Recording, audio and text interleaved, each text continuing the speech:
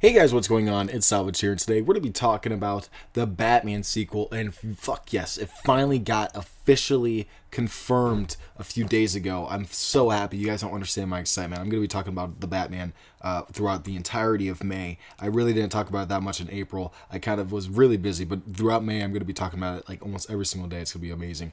But we're going to be talking about the Batman sequel today, and I'm so happy that they finally announced that. I thought it was going to come out a lot sooner, that they were going to announce that there was going to be a Batman sequel, but they didn't. You know, they really took their time, and they were going to really make sure that they knew that there was going to be a Batman sequel, and I'm happy that they did. You know, the script is in development, and I'm really excited to see what they do with the next installment. But right now, I'm going to give my predictions, and I want to hear your guys' in the comments below. I want to hear your guys' thoughts. I want to know what villains, what storylines, what stuff that you guys want to see in the sequel. You know, come up with something interesting, write a whole story. I don't really care. Go down in the comments and give me some interesting ideas, because I really want to hear them from you guys. You guys are always awesome about that. And don't forget to like the video as well. It always helps. I really appreciate it if you guys would do that. So yeah, let's get into the video. If I were to pick some villains to be in there, maybe some smaller villains, it would be Catwoman. Maybe not Catwoman, actually. I think Catwoman should be excluded now that I'm thinking about it, because I didn't really think about it before making this video. Catwoman should probably not be in this movie. She should be waited until like the third one, right? She should wait until the third one comes back. It's okay if she does come back, like that'd be cool, but like honestly, I think they could kind of wait and introduce new characters, new side characters. That would be more interesting. They could introduce or bring back the Penguin. It seems like he was going to be some part, or at least like some main character, at least in the sequel, at least at the ending, when they showed like the villains are taking over different parts of Gotham. Like Penguin's going to be a part of that no matter what. And it seems like he's going to be playing more of a Scarecrow type character, like in the Nolanverse, where Scarecrow showed up in like every single movie. Kind of seems like the Penguin's probably going to be doing that as well. And I'm kind of happy with that too. I'm completely okay with that. I'm okay with seeing that. I would also like to see Harvey Dent be set up. That would be very nice. You know, we know that Gotham needs a new DA, and that's bound to be, you know, Harvey Dent. That's always a part of Gotham's storyline. So that'd be nice to kind of see a slow development in the second movie. Kind of see some snippets of him, you know, not like entire scenes. Maybe like we do see entire scenes with him and Gordon. That'd be interesting as well. Maybe really set up, you know, Harvey Dent as a main player in Gotham. That'd be very fun. You know, they kind of already did that with the first DA, Coulson. That was very fun to see of him. You know, I didn't expect him to be, you know, a character that spat so much dialogue, and that was very fun to see. So it'd be very interesting to see Harvey come in and see his dynamic with Beth Batman and James Gordon. That'd be very fun to see. I would also like to see them bring in Mr. Freeze. If one of the characters that needs to be like kind of redeemed in the live action spectrum, it's Mr. Freeze, because the last time he was in live action besides Gotham, or like the TV show Gotham, was I believe the Batman and Robin movie with Arnold Schwarzenegger's portrayal, which was just corny, and a lot of people will say that they like it, but they like it for all the wrong reasons. It's not necessarily good, you know. I feel like if they do something like The Heart of Ice, you know, if they try to adapt that, even bring in Ferris Boyle, have him be an interesting character, and have him be, you know, a very shady and scummy billionaire. Have somebody, you know, have him be a presence in Gotham that kind of inspires Bruce to be that type of scummy billionaire, or at least act like a billionaire like that. That's kind of more interested in himself, but it's also helping Gotham, you know, in the underlying. It would be very nice to see that. I would also like to see Scarecrow in some way, shape, or form, because that's another character that kind of needs to be redeemed. We really didn't see a good Scarecrow in the Nolanverse, in my opinion. Like, the actor was great. That was a perfect actor for Scarecrow. And I genuinely think that if they really did focus on Scarecrow more than the League of Assassins, he would have been a very good character, or at least a very good villain. But he was just a side villain, a lot like what Bane turned into in the end of The Dark Knight Rises, or what, like, you know, Two-Face kind of was in The Dark Knight. You know, they weren't mainstay villains. They were just kind of there for a second, and that was cool. But Scarecrow wasn't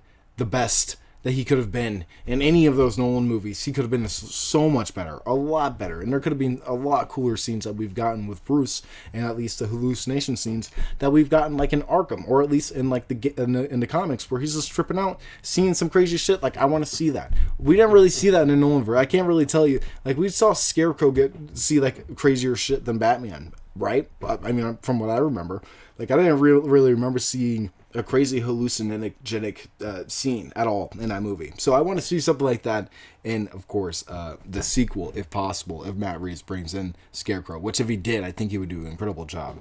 I also think that they need to set up Robin.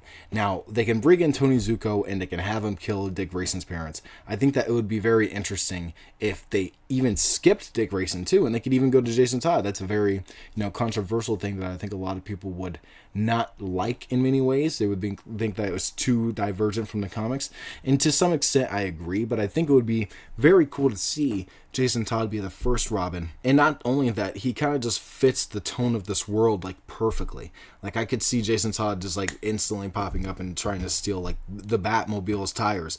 I could see him literally trying to steal the Batmobile. Like that would be one of the funniest fucking scenes if they introduce Robin like that. And they don't need to do Dick Grayson, in my opinion. Like they could do him, that'd be cool, but they don't need to at the same time. I think that they should, and I think that they will. But if they do Jason Todd first, I'll be completely okay with that. But if they also do Dick Grayson, doing the Flying Grayson storylines where his parents die in Haley's circus and whatnot, and Bruce is there, I think that'll be interesting to show Bruce being a lot more social, which is something that we didn't see in the last movie.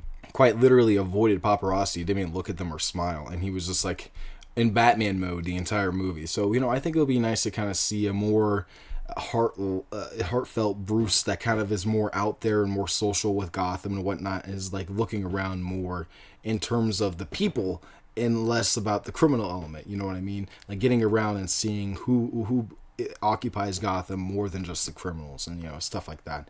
And then that would of course lead him to going to Haley's circus and seeing Dick Grayson's parents die right in front of him. And I think that would be a very tragic moment within the sequel if that had happened, because now you have Bruce seeing what happened to his parents technically happening to this kid, and they have that parallel now. And I could see this Bruce Wayne out of any of the Bruce Waynes in any of the live action. I could see this Bruce Wayne in particular seeing Robin go through that, or Dick Grayson go through that, and immediately trying to take him in and at least try to adopt him, or at least take him in as his ward and try to make him a little bit better, and instantly trying to make sure that he doesn't go down the same path that Batman did, and at least show him that there's hope out there.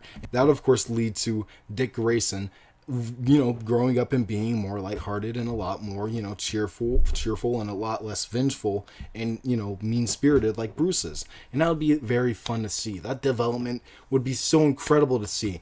I don't care how young this Dick Grayson is. It doesn't matter. It's a fictional movie, dude. Robin's been around since literally Batman's existence. We don't care. We shouldn't care about what his age is. You know what I mean? Like, I see a lot of people always caring, but like, dude, who cares if this kid is fighting criminals like at the age of like 10? I think that would be badass. Would that not? Would that not be cool, seeing a 10-year-old disarm and beat the shit out of criminals? I think that would be cool. But anyway, I digress. I think it would be really cool to see Robin. They could give him a full armor suit and make him look really badass. And I personally think that would be the right way to go. Overall, having Mr. Freeze go after Ferris Boyle and have that being one of the plot lines, having Scarecrow or having like an Arkham Asylum escape, that'd be really cool to see too. Having those criminals kind of like spread out into like no man's land and kind of have them adapt that too. Kind of like what they were teasing at the end of the movie, where criminals are taking over certain parts of Gotham and whatnot. And even if there was like, a Mr. Freeze storyline, they can like freeze over the flooded city of Gotham and just have it be like ice everywhere. So now like everybody's like ice skating everywhere or some shit. I don't know. I thought of like a really cool thing. I went jet skiing the other day. It would be really cool to see an intro of Batman on a jet ski. Like this Batman on a jet ski, that'd be so dope. And I can absolutely see him on a jet ski. It's just a water motorcycle. Like that's literally all it is. And they could totally sell toys off of it too. So I could see this Batman being on a water ski. I could see them kind of playing around with the water before they like freeze it. And if anything, they would freeze it because Mr. Freeze is the one freezing it, not because the weather like froze it in the period in between the first movie and the second movie. You know what I mean? I personally think that would be really, really cool if Mr. Freeze froze it. At first, Batman's riding in the fucking jet ski. That'd be cool as fuck. I don't know. There's a lot of ideas that they could go with here. A lot of very, very interesting and fun new concepts that they haven't really played with, and even old concepts that they could revamp and kind of redeem that I personally want to see. So I want to hear what you guys think in the comments below. Tell me what you guys think. Don't forget to like, comment, subscribe for more videos in the future, and I will see you guys in my next one. Peace out.